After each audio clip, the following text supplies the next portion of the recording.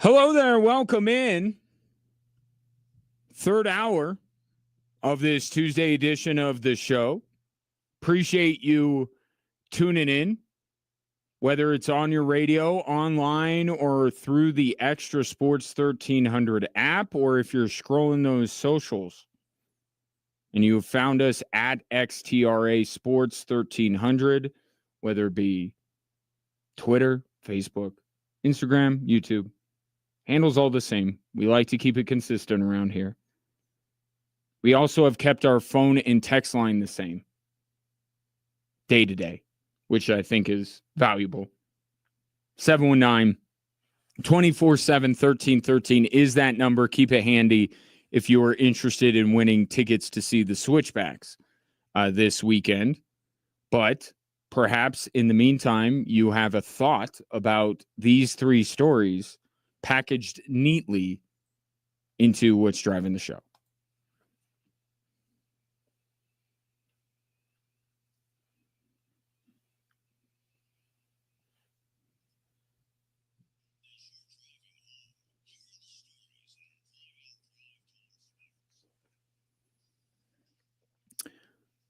All right, let's start with, I suppose we can call it a new era in Boulder. K Salt is going to start. You guys knew that. I don't know why you tried to play like he was going to start. The kid has a ton of experience, dual threat. He can throw the heck out of the ball as well. He's the guy. He's the guy at this point. We're praying and we're hoping that you see some juju periodically through the game as well. We would like to get him some reps as well, but the game predicates that. That was Deion Sanders earlier this afternoon naming Kaidon Salter the transfer from Liberty, and apparently Deion coached his brother at one point back in the day. But Kaidon Salter will be the starting quarterback of the Colorado Buffaloes Friday night against Georgia Tech, and this, as Deion intimated, should not be a surprise. Because this season is too important to this grand experiment that is Coach Prime in Boulder to leave it to even as talented of a freshman as Juju Lewis. Let's see how Bryce Underwood fares in Michigan as a true freshman. The Buffs, they can't let the bottom drop out of this. I think that's the only way where the train goes off the tracks a little bit and people start to question more vociferously the legitimacy of Deion Sanders being a major Division I college coach. So Kaidon Salter's job in that way is slightly easier than Shador's job. Because expectations are not high in Boulder. No one's picking them to do much of anything. And I do believe that through 3 years now of getting guys out of the transfer portal, that this Buffs team, top to bottom, is more well-rounded and talented than they have been at any point since Deion arrived in Boulder. So Kaidon Salter, in that way, doesn't have to be Shador Sanders. But that's not to say that there isn't pressure locally and nationally. It may not be the scrutiny, the pressure that Shador Sanders was under. Maybe it's a different type of pressure.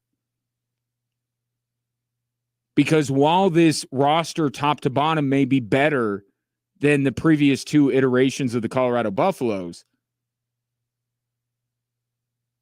and I'm not just talking Travis Hunter and Shador, think about the guys who now made the initial 53-man roster across the league that played their college ball at CU, especially at the wide receiver position.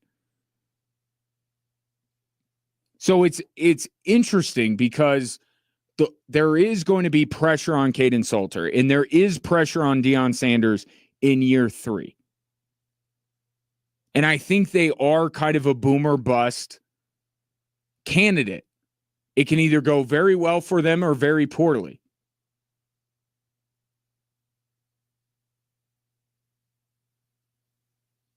But there is pressure on this Buffs team, and the guy that is probably most responsible for whether this team exceeds or falls short of expectation is Kaden Salter.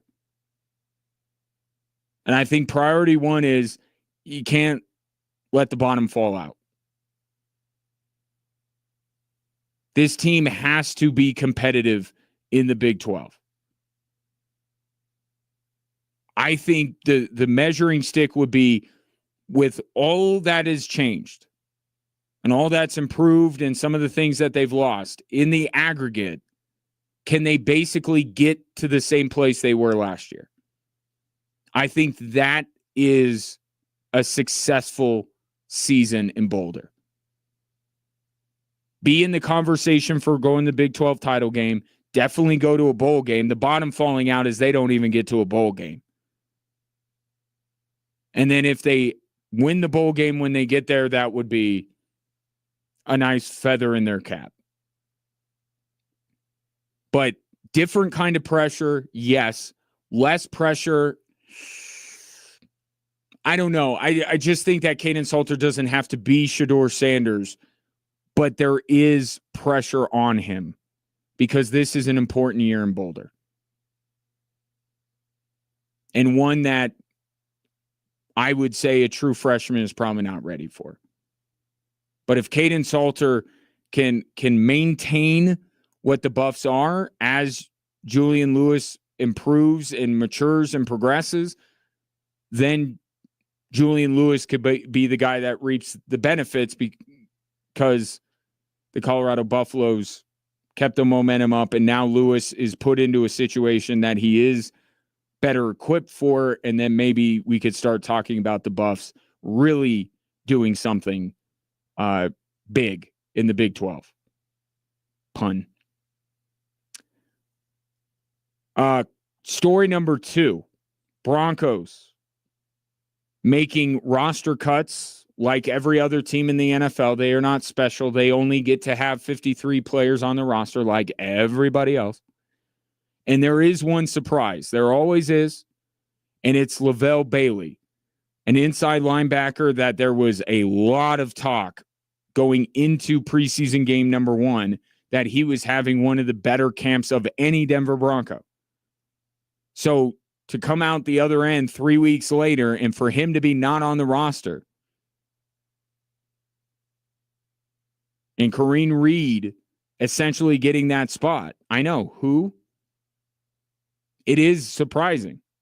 But if you really dig into it and you really think of this preseason slate that the Broncos played, I think you can make the case that Kareem Reed deserves it. He had an interception in the 49er game, had the fumble recovery in the Saints game. And for a coach, one of the last few, it seems, that still puts importance on preseason games, isn't this the perfect message for Sean Payton to send? And he's a guy that's all about sending messages. Isn't this a great message to send to your team?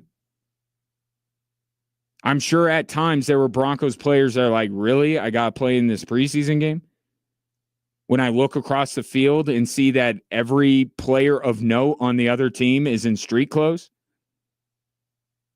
And here's Sean Payton being able to hold up Kareem Reed and saying, look, this guy came out and performed.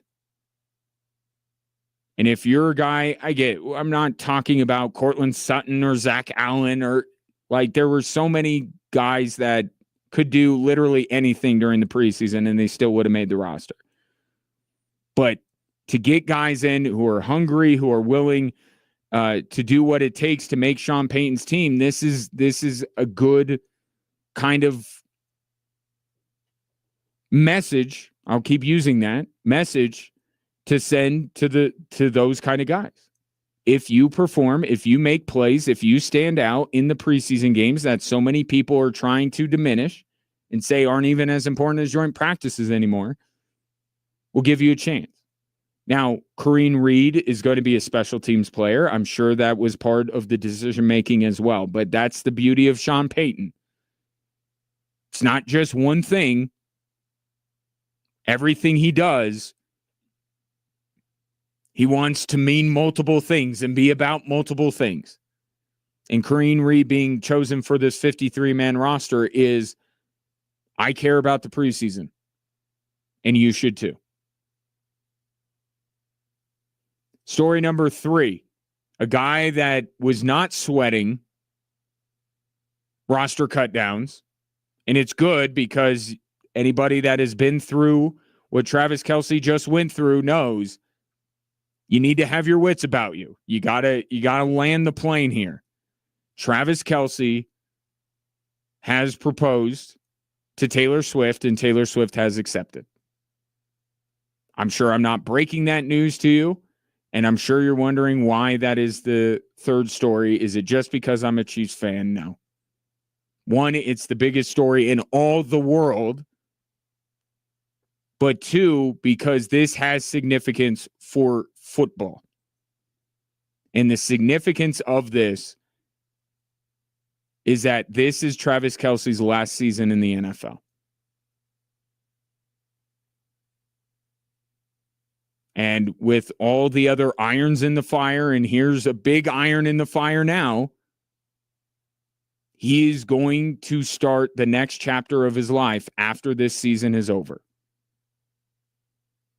And when he leaves, whether it has a huge domino effect on the Kansas City Chiefs or not, whether Andy Reid decides, you know what, I'm out, Chris Jones says I'm out, whether it has that ripple effect or not, it will bring an end to the Chiefs dynasty as we know it.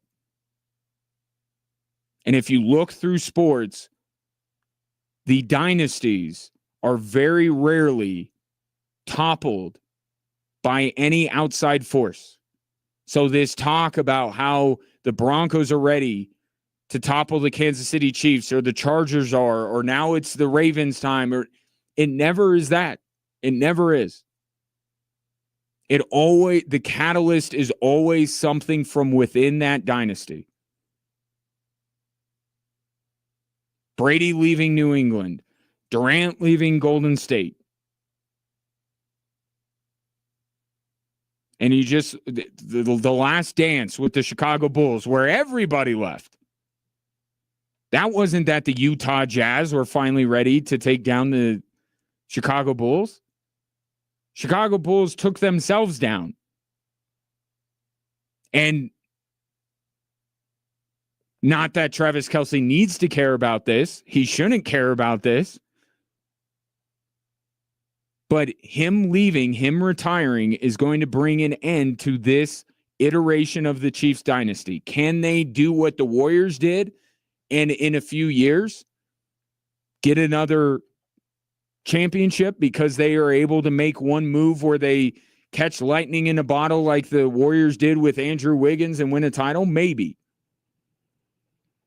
We got to see. It's certainly no one on the current Chiefs roster, I'll tell you that much. Travis Kelce leaving, whether many follow him out the door or not, will bring an end to the Chiefs dynasty. There is your good news. Here is your bad news. Like the fact that you will see Taylor Swift even more on your television set than you did last year, this season for the Chiefs will end in the Super Bowl. You have Travis Kelce now 100% riding into the sunset with his soon-to-be wife. You have Patrick Mahomes getting a $50 million pay raise.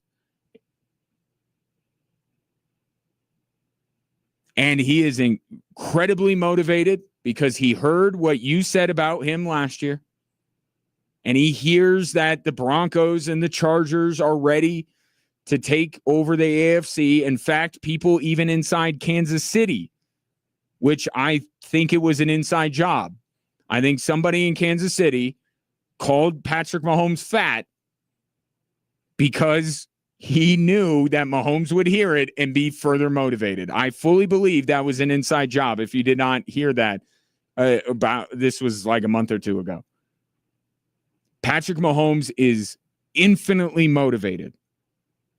Travis Kelce is infinitely motivated, and the Chiefs as a whole.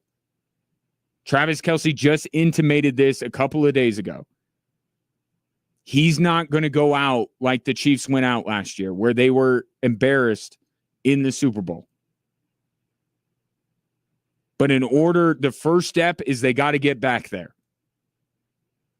And they're going to. What happens when they get there?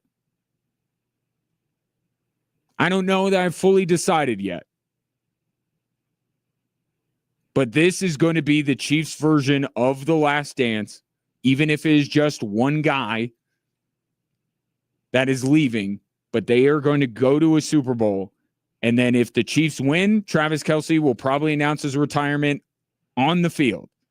If the Chiefs don't win, then we'll have that, 1, 2, 3 weeks of Travis Kelce disappearing off the face of the earth, waiting to see what he comes back with, and ultimately on his podcast with Taylor by his side and his brother across the screen from him, he will say that his career is over. Even if the Chiefs lose. Because at least they got back there, and I wouldn't expect the Chiefs to get them blown out again in the Super Bowl. So if you're anti-Chiefs, the takeaway here is it's going to get worse before it gets better. 719-24-7-1313. Take your thoughts on the three stories that are driving the show. Coming up next, CU is not the only school where we are curious as to know the status of the quarterback position. Troy Calhoun weighed in on that very subject, and you will hear from the head coach of the Falcons next on Extra Sports 1300.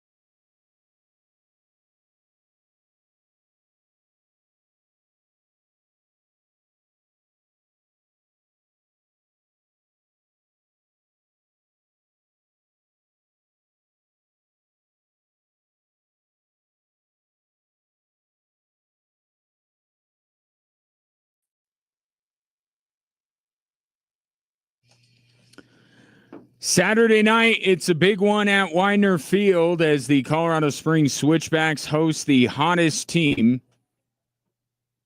Is Tulsa west of the Mississippi? They're the hottest team in the entire country right now. They haven't lost in forever. And they lead the Western Conference. And they are visiting Widener Field this Saturday. It's Cyan night, so come dressed for the occasion in your Switchbacks colors. And make sure the 3 people you're going to bring with you do the same, because I am giving away a 4-pack of tickets to go to that match this Saturday at 7 o'clock, Widener Field, to the 13th texter to text Switchbacks in their name to 719-247-1313. 1313. It's a biggie. It's a biggie on Saturday. Biggie on Saturday for the Air Force Falcons. Always want to get off to a good start, and there's some business they have to attend to week 1, which is figuring out, as the season goes forward, who their starting quarterback will be. Yesterday, the depth chart was released, and it was or.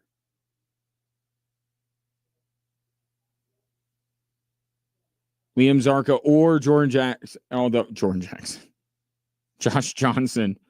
Sorry, Jordan made the Broncos 53-man roster. He will not be eligible to play quarterback for the Falcons, and I think he's also out of eligibility as well.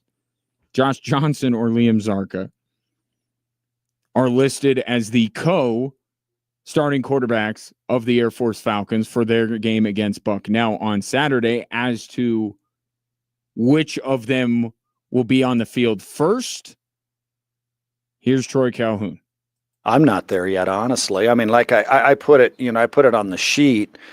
If we were to go out there yesterday, Josh would have gone out there initially. I do think both are going to play and play a good bit, especially early in the season, and we're going to need both Josh and Liam, and maybe more at that position throughout the season. And that last part is, as you know, as a Falcons fan, has just been the harsh reality, right? For a myriad of different reasons, Troy Calhoun is not lying when he says that there's potential that it won't just be even 2 quarterbacks that see the field this year for Air Force. And it's kind of the life Air Force quarterbacks choose. And it, things change throughout the season. But would I expect, if he's saying that if yesterday Josh Johnson would start a game, do I expect that to change before Saturday? No. But that isn't even the most important thing, is it? Right? Because who starts, and it was like, I remember when Will Barton got all butthurt about how he was not a starter anymore for the Denver Nuggets? And we talked about how, it's all cool and all to get your name announced, but ultimately there are other junctures of the game where if you are on the floor, it means you are one of the most important players. It's kind of the same thing here. So maybe Josh Johnson does take the first snap from scrimmage against Bucknell. And maybe to some extent that does even mean that he is ahead of Liam Zarka in this quarterback competition. But because of the Falcons' schedule, when they have a bye week right after the Bucknell game, they have the opportunity to give both a shot and reassess.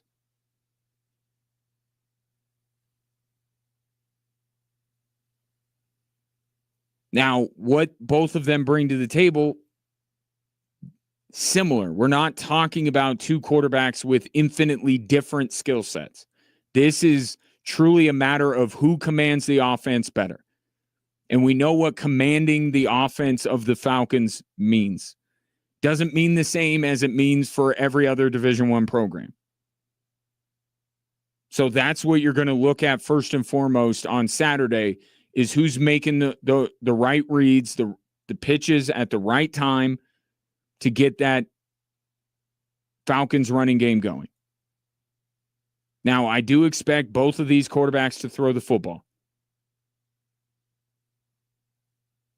But one of these guys is not considered really the far superior passer to another. They both have that ability. And I think this is just going to be who performs better.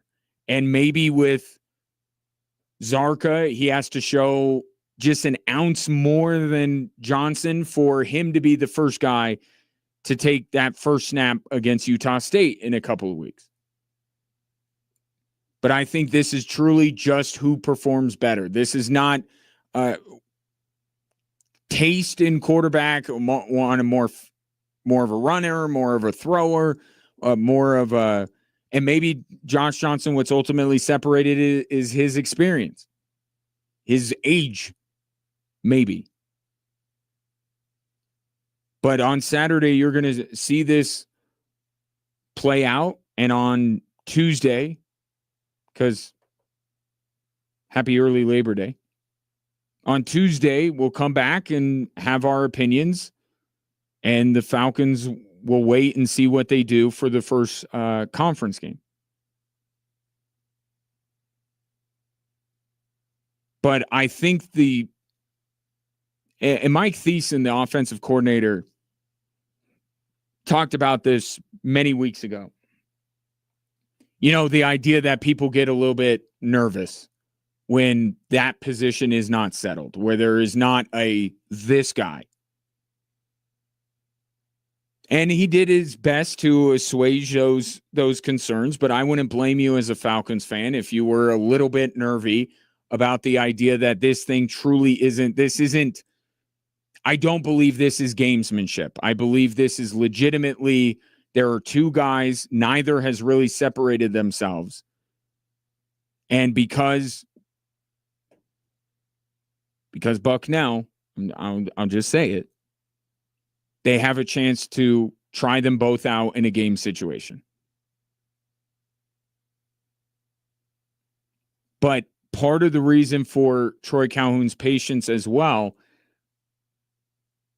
is because I think the stakes when it comes to the Commander-in-Chief's trophy is as high as they have been in years. Because both Army and Navy are as good as they have been in many years. Both of those programs, for a long time, didn't get right. They're both getting it right.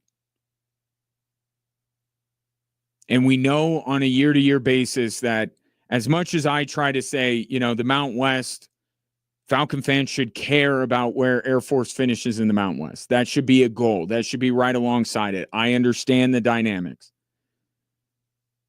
I understand what people who are most closely affiliated with the Air Force football program want more than anything else. And that's that CIC trophy. But I have said that the path to the CIC trophy is maybe as difficult as it would be to play for a Mountain West title. Now, I take Boise State over Army or Navy, so winning the Mountain West is probably more difficult than winning the CIC trophy. But even if we talk about, you know, the second game of the CIC trophy race being played for that trophy, let's just say it's on the line, it'd be more difficult to get there than I think, or as difficult to get there as getting to the Mountain West title game. Because some people, Army, certainly, maybe even Navy, are better than UNLV. At least with some of the voters, that was the case. So Troy Calhoun is showing patience, I think, in large part because he's got to get right before those two Service Academy games. Because there's not one of those two games, as it has been so many other years that I've been covering the Falcons. There were some years where it's like, okay, like that's all well and good, that other game, but it's really the game versus Army, or it's really the game versus Navy, depending on the year. That Air Force really has to be right. Well, that's out the window now. Army's good, Navy's good. And those are the games that people at Air Force will say that they got to have this thing figured out for. And they got some time. My guess is, barring an injury or barring somebody performing very poorly in a game, I think it is more indicative of who the starter is week 3 than it is week 1. Who takes that first snap from scrimmage on Saturday against Bucknell is largely trivia. But who starts a couple weeks after that, I think that is a more real indication of who this coaching staff believes in more. Right now, it's Josh Johnson. Does he have the inside track? I think he does. I've said Liam Zarka that I kind of thought it would be him, but listening to Troy Calhoun, it sure seems like right now it's Josh Johnson. But that could change between now and the second game of the season for the Falcons. 719-247-1313. Take your thoughts on the upcoming Air Force season. We'll get into Buck now, start talking bigger picture of this season as we move throughout the week. We'll take a break, have more on the other side.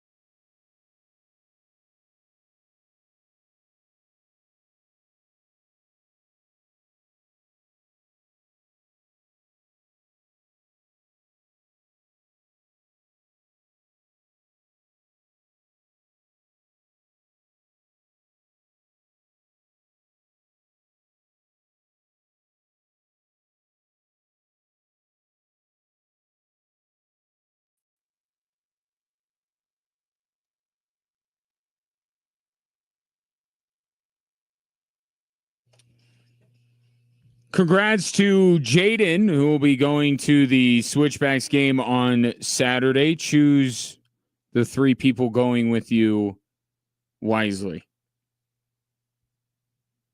719-247-1313. Albert, on my Chiefs proclamation after the big news of the day that Travis Kelce is going to marry Taylor Swift, Albert says, are you now writing romantic fantasy novels and giving away the plot? I am, in fact. Travis Kelce will be like Fabio on the front of my upcoming book. I'll have to take some liberties with the length of his hair, but it will be like one of those romantic. I thought about dabbling in like the other genre that has popped up in books, but that's just, maybe call me old-fashioned. Not going to write one of those kind of books. Albert continues, too many variables in play, not to mention the AFC West is finally a challenging conference. Maybe you could have a plot twist and turn this into a horror genre. It would only take a twisted ankle. Well, to be fair, yes. And I have built in for that. Because who wants to talk about, I mean, you think I'm being bold in proclaiming what I proclaimed about the Chiefs going to the Super Bowl this year. It would be quite bold of me to say, week 4, Travis Kelce steps on a sprinkler head and rolls his ankle and he's done. That'd be a little too much, right? A little too specific. And by the way, who wants to talk about, somebody's going to get hurt? Nobody wants to talk about that. But your scenario of what if they don't? Because I'm not the AFC West stuff. I get it, but I just talked about that. The Bills and the Patriots were 2 ships passing in the night. The Buffalo Bills did not take anything from New England. Right? New England was done. Then Buffalo took over. And that's what I'm saying about the AFC West. You're absolutely right in your sentiment that I'm sure is behind that text, that the Broncos are in a better spot than they have been, maybe since the Chiefs started winning the AFC West, than they ever have been to beat them. And I will grant you that. And I will also tell you that the team I like better than the Broncos in the AFC West, not named the Kansas City Chiefs, of course, is the LA Chargers. And I think they are in a prime position to pounce, but they are in prime positions to pounce once the Chiefs have vacated the throne. But I have been asked today, when I have had people read my rough draft of my, as you're calling it, romantic novel, they said, well, what if they don't? Like, what if somebody gets hurt? Travis Kelce will play another year. And then that will be his last year no matter what. Because in life, we always have a plan B. We always have an if this falls through, then this. So if something were to happen to the Chiefs where they were not just beat,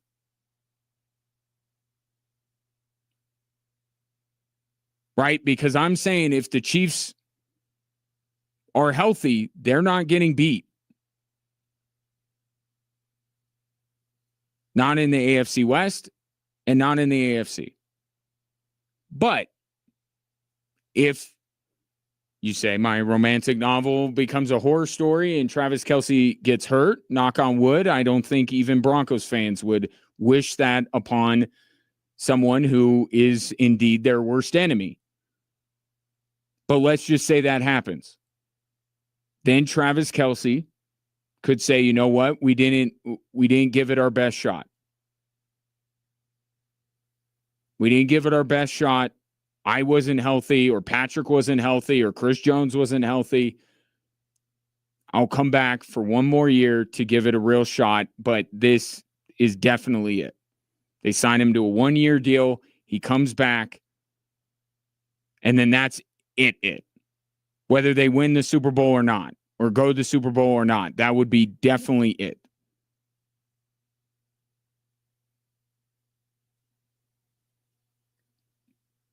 I won't entertain the third option. But to placate you, clearly, I need to. Let's say that the Chiefs are right, and those who have proclaimed that the Chiefs dynasty is now over, not after this year, not when Travis Kelce leaves, but now, and they just get beat, then I think Travis Kelce can still look at it like, we gave it our best shot. As long as there are no massive injuries or anything like that that could lead to a little bit of wonder, I think that Travis Kelce will be done. So, again, I'm not entertaining that. But if you would like to entertain that, same thing would kind of apply. That this would be it for Travis Kelce. If he's healthy and the Chiefs are healthy and right and they come up short, then I think he can look at himself and look at his teammates and say, we gave it our best shot. And now I'm going to start the next chapter of my life. But here's the thing. What I have found in this business, you got to say things with your chest. You got to say them with conviction. Because even if I am not as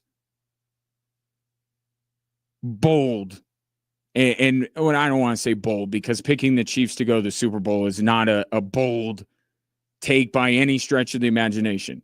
But if I am not forceful and resolute in my belief, and I'm a little, yes, this, but also this, people are still going to seize on it and make that my identity. For instance,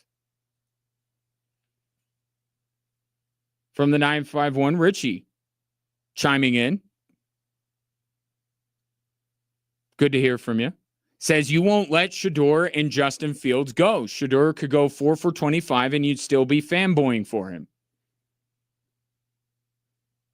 The best thing I have said about Shedeur, the most lofty expectation I have for Shedeur, is that he is a starting quarterback in the NFL. If you put that prediction or opinion up against RG3 or Chad Ochocinco or Shannon Sharp or Stephen A. Smith, I would be the most wishy-washy person. Fanboying? Hardly. And by the way, we haven't even gotten to his first game yet. Like, to even put Shedeur and Justin Fields in the same boat is unfair. Shedeur hasn't even gotten to his first regular season as a rookie. But that's my point. All I have committed to with Shedeur is that I do believe he is better than Dillon Gabriel. I do believe that the Browns are going to ultimately turn to him when the season goes off the rails to see what they have and compare him to what they think these quarterbacks in the next NFL draft will be. And my long-term belief in Shedeur Sanders is that he is a starting quarterback in the league. Not called him a Pro Bowler once, not calling him a Hall of Famer once, not even calling him a franchise quarterback once. I think I've been pretty playing both sides here on the Shedeur thing, just because I think that with Shedeur, he's so polarizing. And Deion, to an extent as well, I feel like I'm being wishy-washy with these guys. Because I'm not saying that Deion Sanders is a gift to college football and will be the greatest coach ever. And I'm not saying that Shedeur will be the greatest quarterback ever, like some people are. But I'm also not saying that Deion Sanders is terrible at what he does. And I'm not saying that Shedeur is terrible at what he does. But those are the only two places you're allowed to live in. So even when I toe the line and I'm kind of in the middle of the two camps, it's still I'm a fanboy. So I just think sometimes, you know what, if you believe in something enough, you say it with your chest and you go down with the ship. And I would say my proclamation about the Chiefs going to the Super Bowl this year and Justin Fields would be the better comparison than the way I felt about Shedeur, because by comparison, one, I have spent far less time touting Shedeur Sanders as a quarterback, and my expectations and hopes for him are not what they were for Justin Fields. And by the way, not that I'm keeping track, but I absolutely am. More people have brought up Justin Fields on the text line this offseason than I've brought him up. Now, in a variety of ways, teasing me, bringing up things like Richie did, and that's all fair play, and I love hearing from you, Richie. But I haven't brought up Justin Fields nearly as much as the text line has. I barely talked about the guy. I barely talked about the Jets. I have admitted on Justin Fields that the Bears and Steelers screwed up and screwed him up.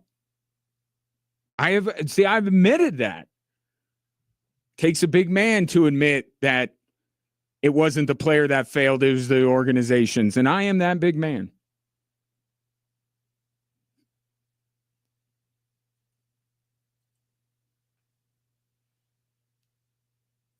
From the 719, I don't believe this, but I'll say it and then prove me wrong, Broncos fans. You have severely underestimated Broncos fans. They would love for Kelsey to be hurt. Worst fan base in sports, in my opinion. And Steelers fan talking. I don't believe that.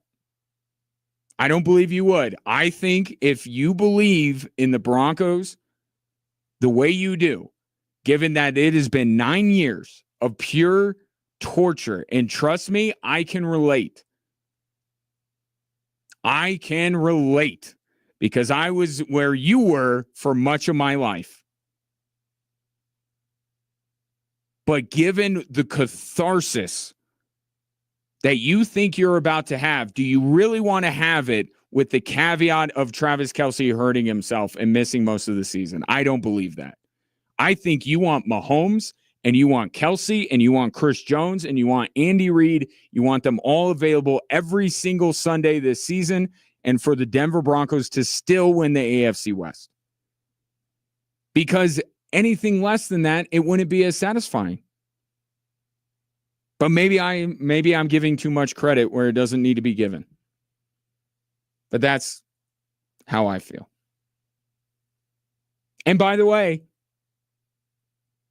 did I ever get that as a Chiefs fan? Nope. Chiefs couldn't beat the Broncos, then John Elway retired. Couldn't beat that guy. It was fine for a while. And then Peyton Manning comes along. Chiefs can't beat him. And then he retires. I never got that. The Chiefs merely sat on the throne that the Broncos vacated. And all I am saying is that's how I think it's going to go with the Chiefs and the Broncos. The Chiefs will have to vacate the throne. They will not be thrown from it. And I'm just applying the same logic I grew up with. Chiefs didn't do anything to John Elway, and they didn't do anything to Peyton Manning. Those guys walked away, and only then could the Chiefs take the throne for themselves. SoCal Dave, he'll have the last word. Welcome to Benefer 2.0. No, not Benefer 2.0. This will last. I hope you're not talking about their chances of lasting. But the it couple, I think we're already there. If that's what you're referring to, we're already there. Although, Dave, I said I promised to bring this up at some point when we're really devoid of news. Which AFC West power couple are you more into? Better AFC West power couple, Travis and Taylor, or now Madison Beer and Justin Herbert? And I got to tell you, the new power couple in the AFC West has some things over Travis and Taylor. Good for Justin Herbert. That's what I'll say about that. All right. Before I go, let's be serious here for a moment. Low testosterone, it's not just a number. It's a real condition that can affect your energy, your mood, your motivation, and even the relationships you have in life. So if you've noticed changes in how you feel, how you perform, or how you interact with others, it may be time to get your levels checked. Synergenics and Low T Center specialize in testosterone replacement therapy, and they've helped thousands of men feel like themselves again. It all starts with a quick test, 15, 20 minutes, you get the results back, and then you'll know. And then after that, whether you choose in-clinic care or at-home treatment, they'll guide you every step of the way. Don't ignore the signs. Visit fixmylowt.com and book your appointment today. That's fixmylowt.com. Take control of your health and your future. It has been my absolute honor and pleasure to have served you for the last 3 hours. Appreciate the interaction. I'm looking very much forward to more of it now that I have put out that big matzo ball about how I think this season is going to go for Travis Kelce and company. Enjoy your evening. We'll reconvene tomorrow at 3.